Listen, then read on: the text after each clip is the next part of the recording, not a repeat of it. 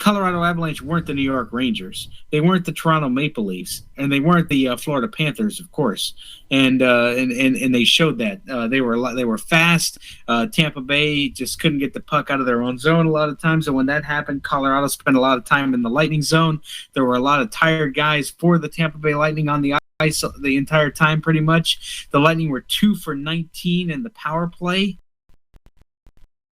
which won't get won't wins for season. The Tampa Bay Lightning had one of the best power plays in the league, and they had one of the best power plays for quite some time. But Colorado they just ran into a buzzsaw, and that's what it was. And you got to give it to the Lightning. I mean, the Lightning fought hard. You know, you wanted another three-peat, but unfortunately, you can't win them all. You can't win them all every year.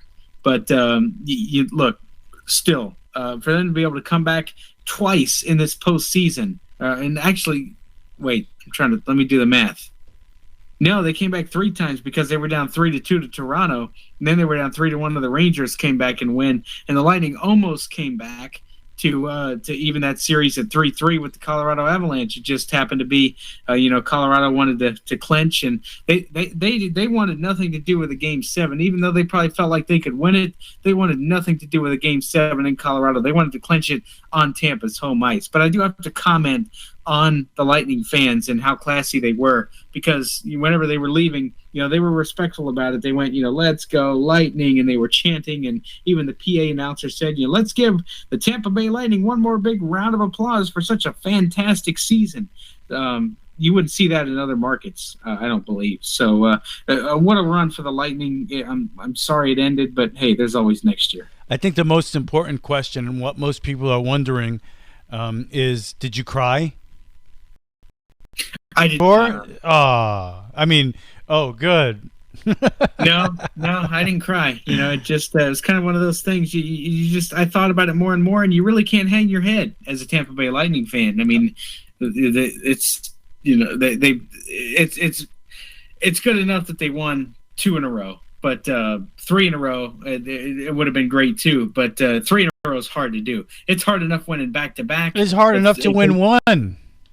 I know, exactly. So anyway, yeah, what can you say? They go for the three-peat. I know there were a lot of happy Islander fans in New York City that they're still three-peat. They actually won 4 straight Stanley Cups back in the early 80s, but there were a lot of happy Islander fans up in New York City. And but look, anytime you win back-to-back championships and you go to a 3rd straight, you're in an elite class of clubs that will be remembered for a long time. So you got to have confidence that you'll be back there. You still got a good goaltender.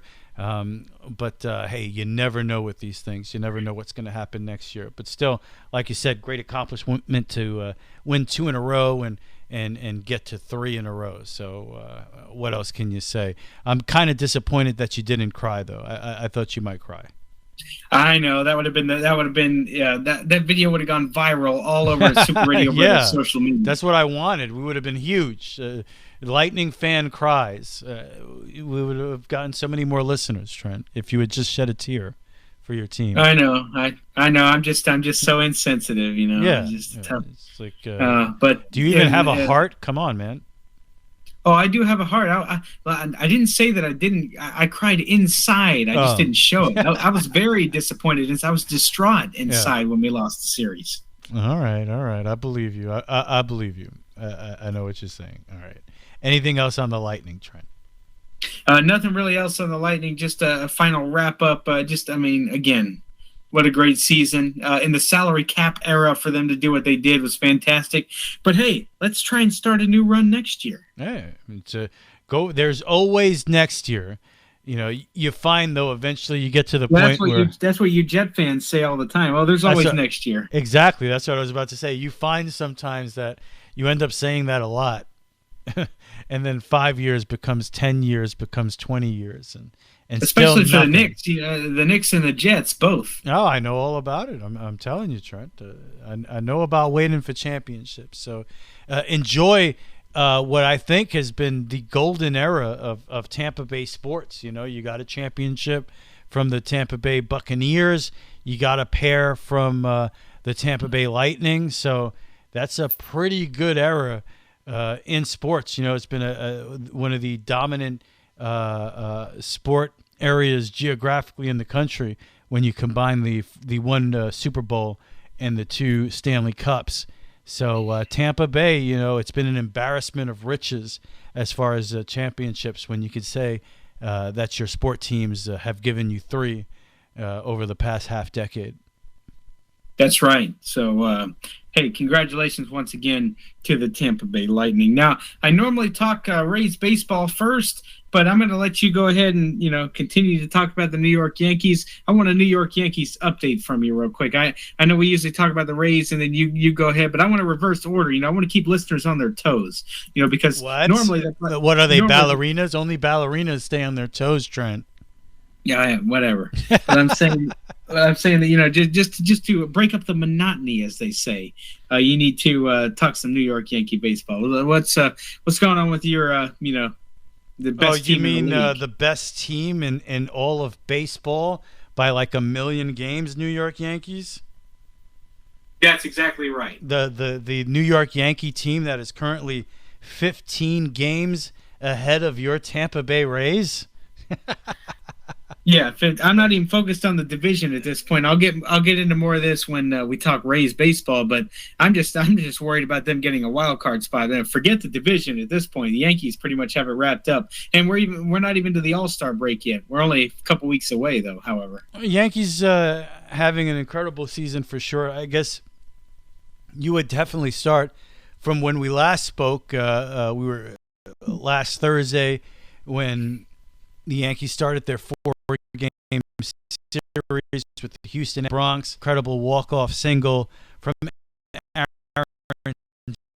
Judge after the Aaron Hicks 3-run home run to the inning. And what an awesome game. Bronx had a couple middle that Houston took. Again, eventually the series would be split 2-2, and the Astros hit a combined no-hitter. 3 different pitchers, I think it was, in the Saturday game to combine no-hit the Yankees into Sunday, where the Yankees had another amazing cap in Aaron Judge mammoth home run.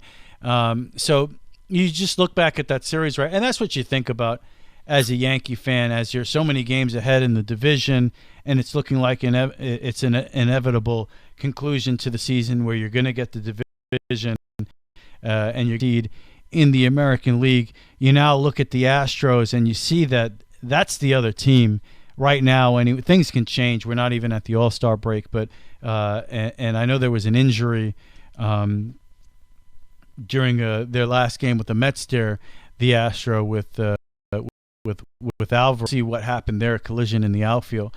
But the Astros are definitely the other team. We looked at this 13-game stretch where the Yankees were going to play 2 games against the Rays and the Blue Jays and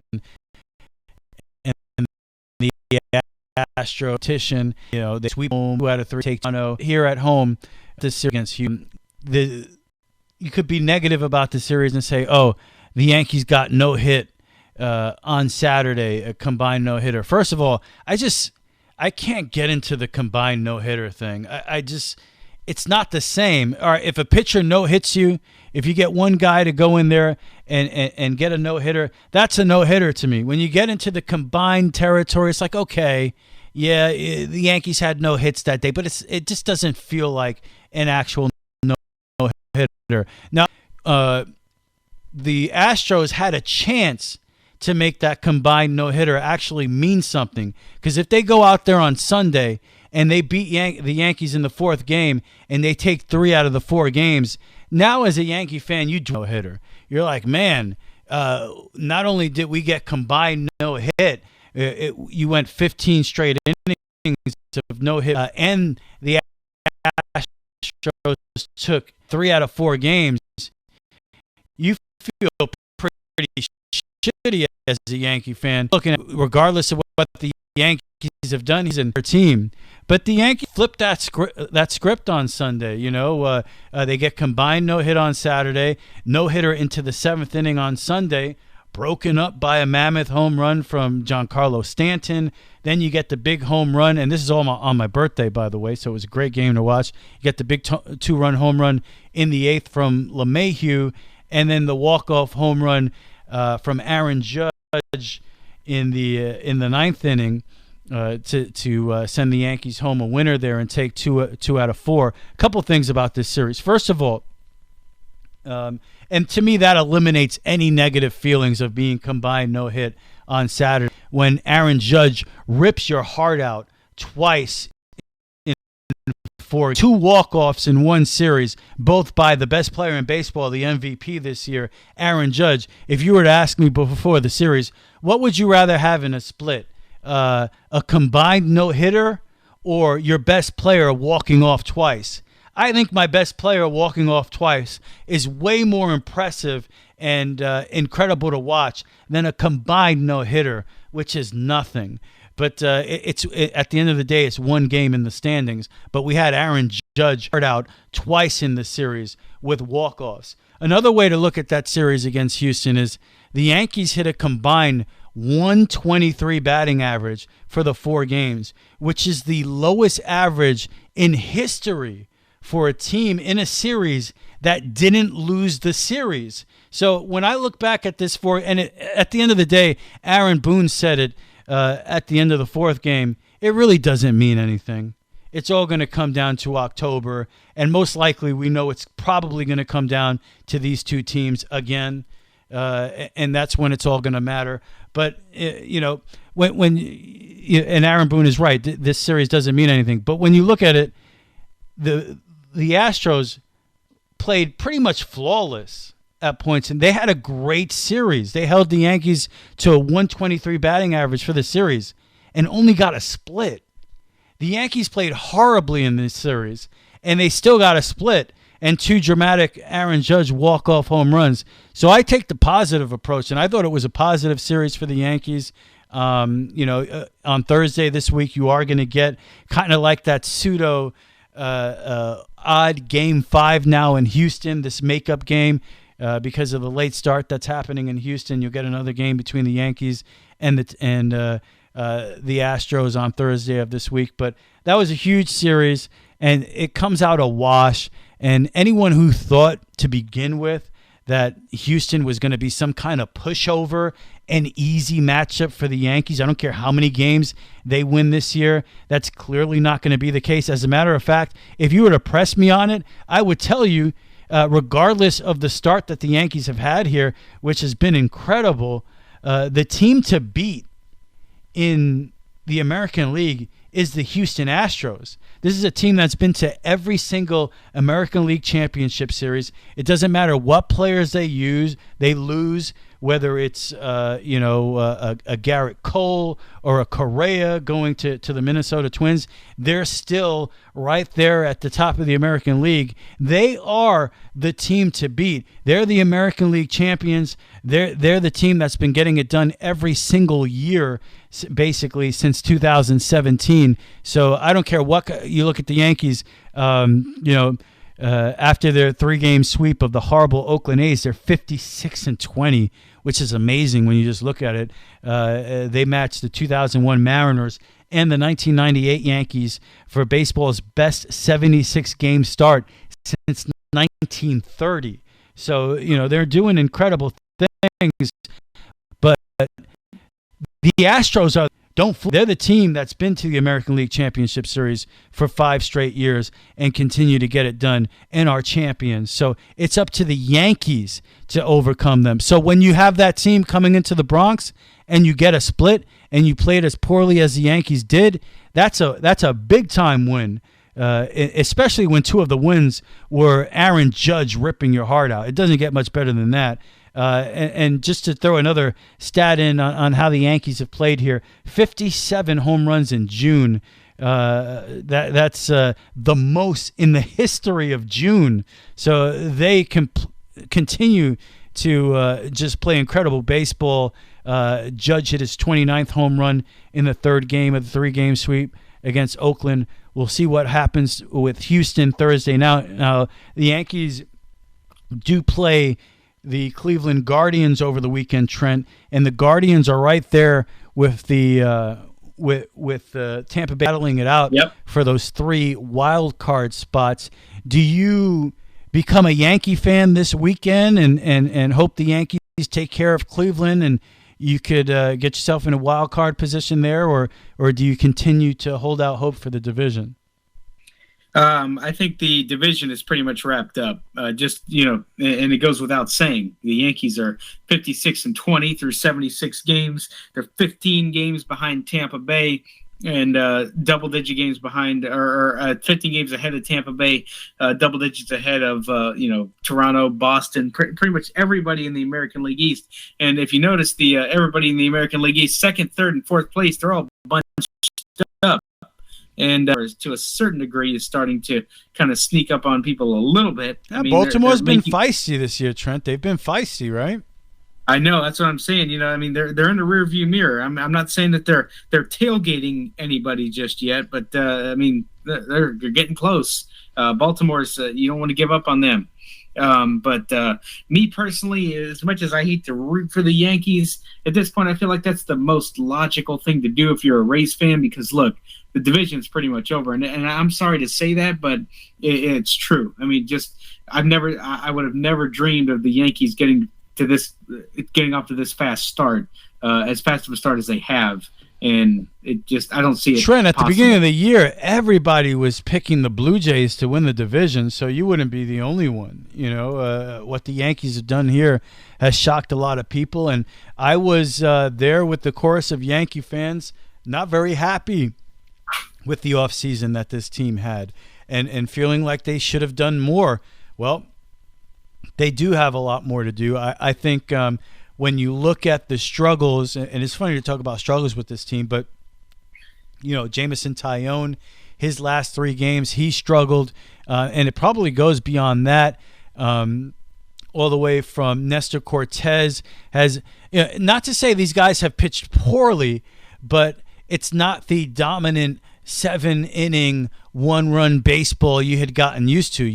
These guys are getting touched up a little bit. You saw Taillon in the 3rd game against Oakland give up 3 runs in the 1st inning against the worst offense in baseball, and Taillon has struggled here for 3 to 5 games. And Nestor Cortez, you saw a pretty rough start there against Houston. Not a terrible start, but not the Cy Young type of pitching that you've come to expect from him. Oddly enough, the guy who has emerged as the consistent, just dominant starter is Garrett Cole. He's kind of reestablishing himself right now as the guy. He's getting out there and getting it done every single time. Even against Houston, he pitched pretty amazing. So that's got to be encouraging if you're a Yankee fan. Now, after last year, it's hard to be super trusting of Garrett Cole and have ultra confidence in a big spot. But you know what? He did get it done over the weekend, pitched great against Houston, and you got to believe he would do that in a playoff scenario. So if you're the Yankees, now you look at how can you improve this team. You've seen the starting rotation hit a little bit of a wall here as we get to the dog days of summer. Maybe you can get another starter. Maybe you're looking for another outfielder here. Aaron Hicks has turned his season around in June, hitting close to 300 big-time hits. Joey Gallo is still terrible. I mean, every time I look up, he's striking out. So that's the one area where you can see the Yankees improving. Go out there, get an outfielder, and maybe you think about going out and getting another arm too. Even though, hey, this Sears guy, up from AAA looked pretty good the other day, and right now he's looking like he's going to be the 6th starter, because you got a lot of Yankee pitchers, whether it's Nestor Cortez or Jameson Taillon, who have never really pitched this many innings. I think Nestor Cortez, his career high is 90 innings, and are we really going to believe he's going to pitch 90 innings for his career. That's his career high. Do we really think he's going to pitch 180 innings this year? So, you got to start thinking about, are we going to bring another starter in here? Are we going to get I think they definitely need an outfield bat. Joey Gallo cannot be getting at bats in September and October for this team. No way.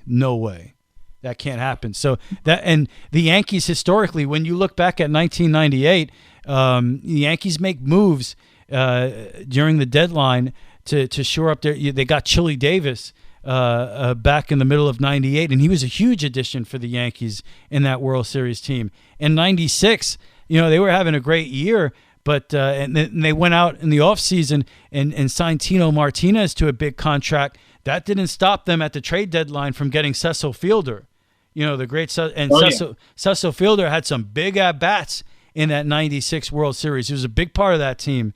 So, as great as the Yankees have been, you have to be convinced going historically with this team that this is not the team that's going to be there in October. They will find a way to make it better. So you just got to be encouraged as a Yankee fan and excited about that. Well, congratulations and wishing you the best. And no congratulations. Yeah, it's June. Congratulate me in October, Trent. That's what we're looking for. Oh, yeah, for sure. But quick little update on the Rays. Really not too much has changed. They are starting to get some pieces back. They got Wander Franco back in the lineup. And he's, he drove in an RBI double the other day. But other than that, he's still trying to get his feet back from under him after dealing with some quad stuff and being put on the 10-day IL and being on the 30-day IL. It's been out for longer than that. But let's just start with their action on the field. This past Friday through Sunday, they swept the Pittsburgh Pirates, 2 of those wins being walk-off victories. On Friday night, they ended up walking it off.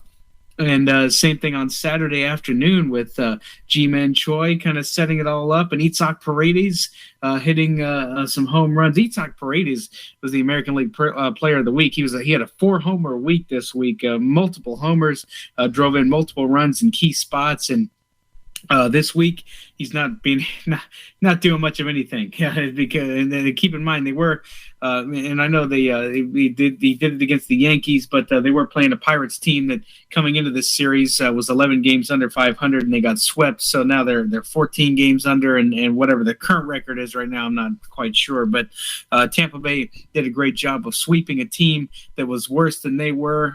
They were lucky to get those walk-off wins. To be honest with you, I was surprised that Pittsburgh didn't come out and didn't pull at least one of them out, if not both.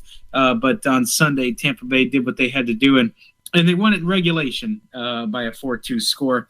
And then they had a much-needed off day, and they got swept by some of their former foes with the Milwaukee Brewers. They got swept by Mike Brasso and Willie Adames, and of course he wasn't playing on the field, but Ozzie Timmons, one of the first base coaches for the Tampa Bay Rays, one of their most familiar of them, was part of the trip. And the Milwaukee beat Tampa Bay with the home run ball, in the top of the 6th inning.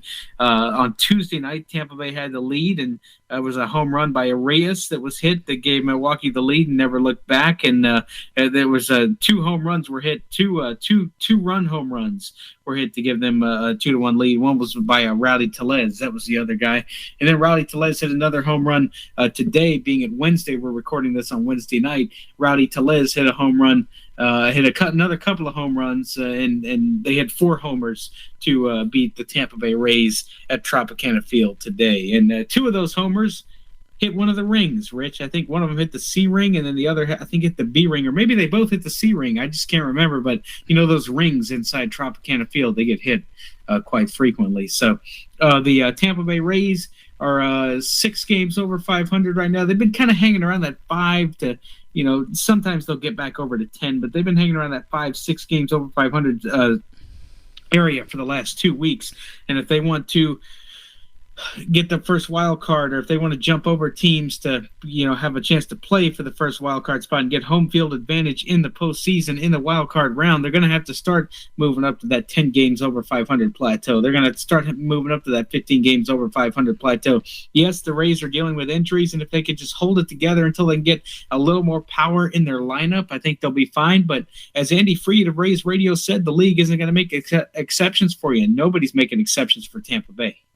And how about, it's interesting you bring up the rings and, the catwalks, and we actually saw Aaron Judge a couple weeks ago hit a home run over the catwalk, which was pretty monstrous shot. How about this, Trent? St. Pete Mayor Ken Welch said Wednesday, he's talking about the future of the Rays Stadium site, that he's thinking that a new Tampa Bay Rays Stadium should be a part of the future of St. Petersburg. You talk about two previous proposals for the 86-acre downtown location being scrapped, but he wants a new round of plans to be solicited beginning in mid-August. So new talk about a new stadium. The Rays Tropicana Field's lease is up in 2027, and Welch said a new plan should envision including a stadium at that site, a new stadium. You hear anything about this? Yeah, I have heard a lot about it. The stadium talk's been going on for quite some time. Tampa Bay, people are saying, the Rays should move to more towards the Tampa side because many people don't want to come to games. But then again, because of the commute from Tampa to St. Pete.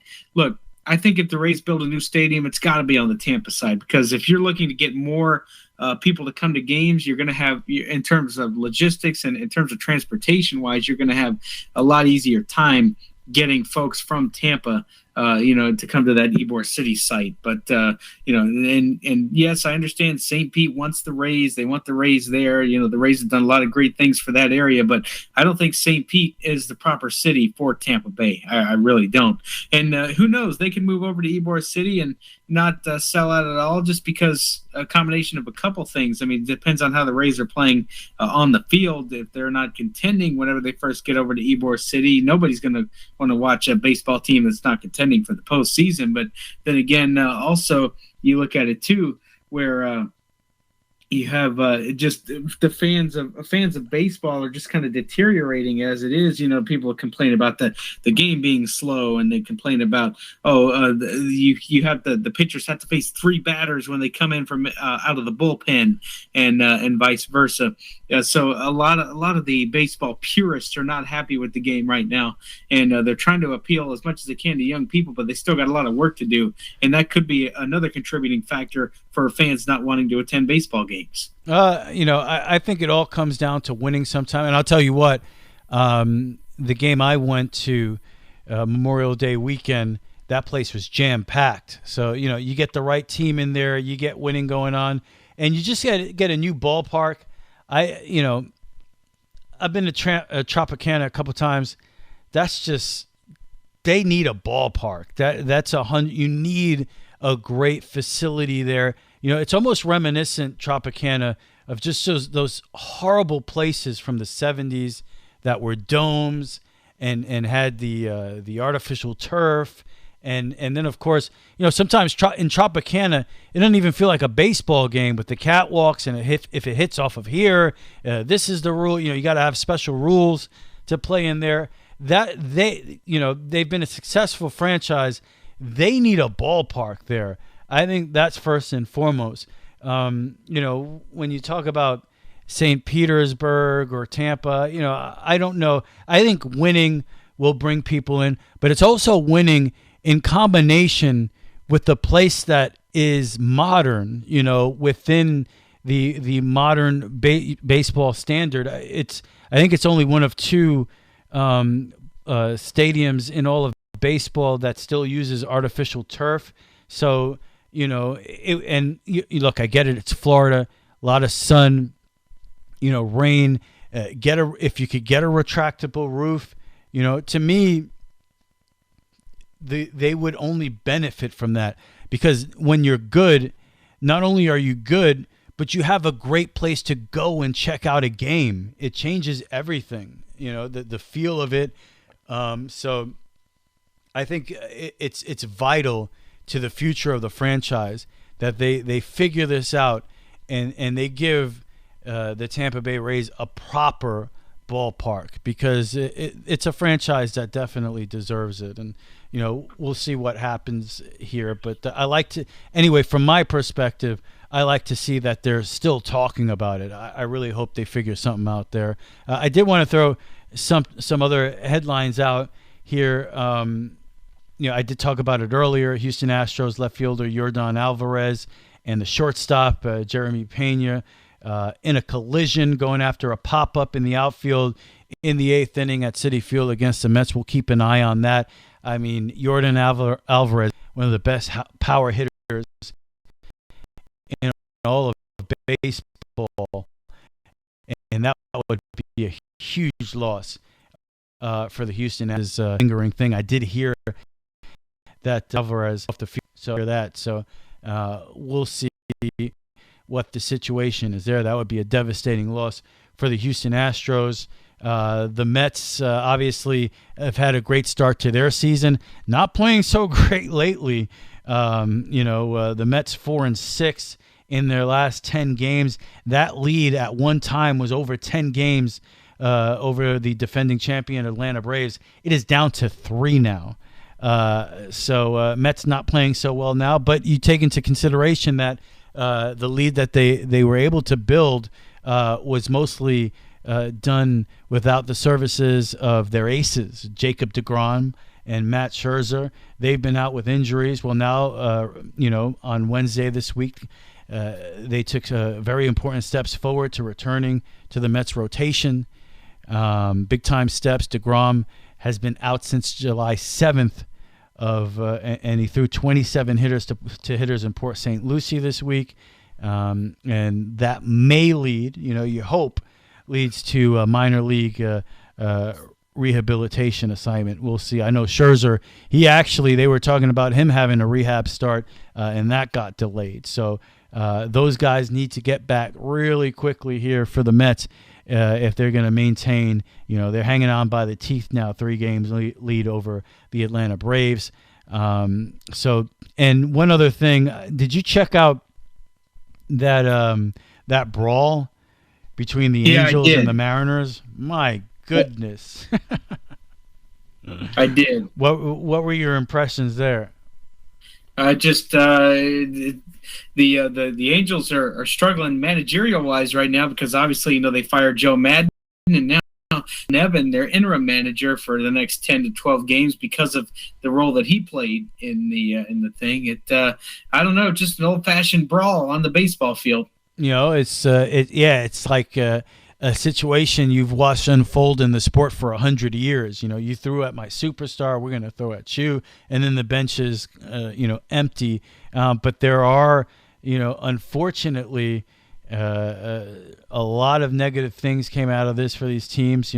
Angels, they lose Archie Bradley. He broke a bone in his right elbow climbing over the dugout railing during the brawl with the Mariners, which happened on Sunday. He just slipped and fell, not even involved in those are the type of freak things that can happen in these type of situations. That's why you hate to see it, but it's also, like you said, a tale as old as time as far as the sport is confirmed. 6 players and both managers ejected after the fight, 12 suspensions handed out. So, as you said, it's going to be something that lingers for both of these teams. But, man, oh, man, the Angels, who at one point, I forget what their record was, it was something like 24-13. They've been a disaster since that moment, and they're just now, having a horrible year after a somewhat decent start. They're 36-41, and and that's the thing about the division the Astros are in right now too. Astros comfortably ahead of the Rangers and Angels, 11-game lead in that AL West. But you compare the American League East to the AL West. Astros have the Rangers and the Angels behind them, and the Mariners, who are terrible. You know, Yankees have the Red Sox, the Blue Jays, and the Rays. That's a much better division than what Houston's dealing with out there in the West. But anyway, it was just a fascinating week in Major League Baseball all around. It really was, all the way from the Yankees splitting with Houston to Houston coming in and annihilating the Mets again in that 2-game series, 9-1 in the first game, Verlander again. And one other thing, I'm jumping all over the place here, Trent, but just going back to that 4-game series with the Astros, another positive way to look at it from a Yankee fan's perspective, you really expose that Houston bullpen. You know, speaking about improving your team at the deadline, there's no doubt in my mind that the Astros now, they know they need to go out there and somehow figure out a way to get a big-time bullpen arm on that team. Because if you're an Astros fan and the Yankees get into that bullpen 6th, 7th inning in a playoff game, there's no way you could feel confident after that series that we just saw. You know, those Houston Astro relievers they wanted nothing with that Yankee team by the end of the series. You know, so if anything, as well, as much as the Yankees didn't hit 123 for the series, man, they really exposed that Houston bullpen. That is a weak spot for that team.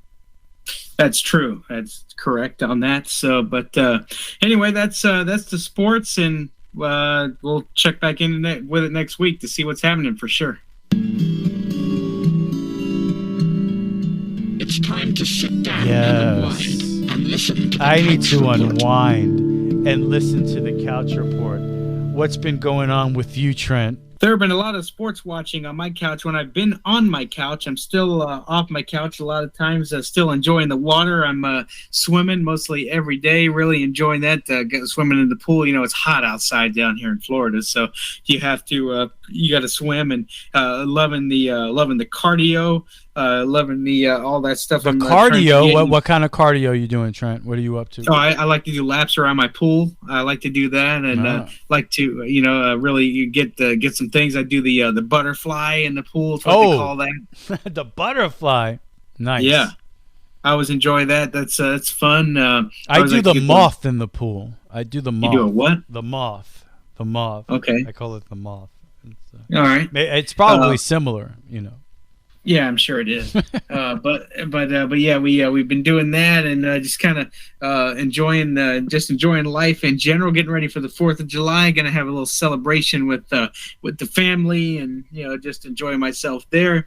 I do have something that I will talk about next week. All I will say, I don't want to give it away right now, but all I will say is I'm going on a really cool trip coming up in about 11 days. But you're going to have to wait till next week's podcast to get the full details on that. I'm teasing you with it.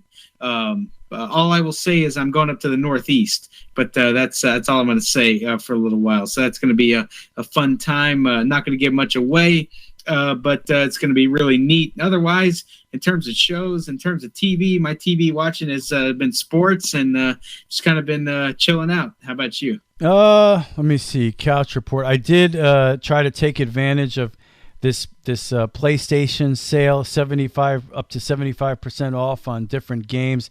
I think the deal ends on July 8th, so you're going to want to take advantage of that as soon as you can. I might try to get another game off of there. I did pick up the remastered version of Alan Wake because I never really played Alan Wake before. So I figured, everybody talks about how great it was, and it's kind of like a horror game. I don't think it's a survival horror game. I haven't played enough of it at this point to really get a feel for the gameplay, but it does seem very story-driven. It's kind of like the guy is Stephen King. He's an author, and he's going to this small town, and I guess something horrific is going to happen. But the trailers look pretty good. I did play the beginning of the game, which starts with a night